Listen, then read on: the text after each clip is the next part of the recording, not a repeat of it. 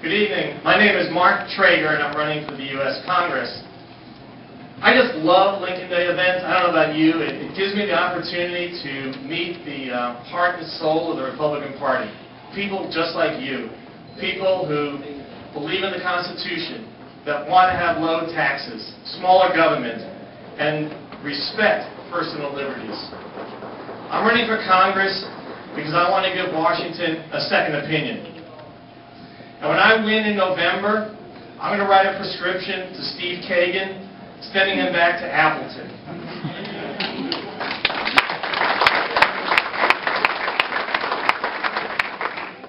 I've been a doctor for 30 years, and during those years, I know what it means to gain one's trust.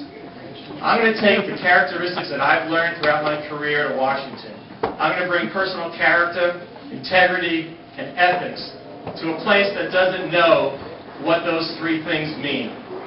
And I'm going to bring those into the fabric of politics and do my best to represent you, the people of Wisconsin.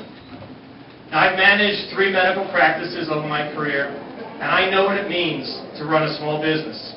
And I'm going to bring the principles of free enterprise, capitalism, entrepreneurship to Washington as well. And I'm going to use those principles to guide and direct the economy of this country. I've also been in the military, and I know what it means to learn discipline and to incorporate that into my life.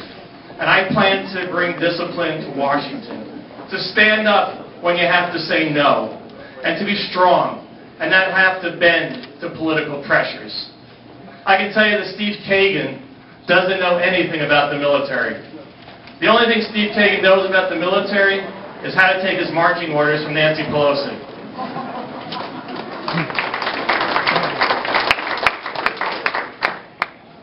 In 1980, I purchased my first home. One of the advantages of living through multiple presidencies is I had the opportunity to see what Jimmy Carter did in the 1970s. And in 1980, my interest rate on that first home was, anyone give me a guess what you think it might be?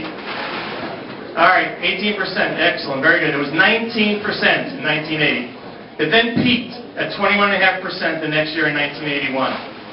Fortunately for our country, Ronald Reagan was elected president in 1980.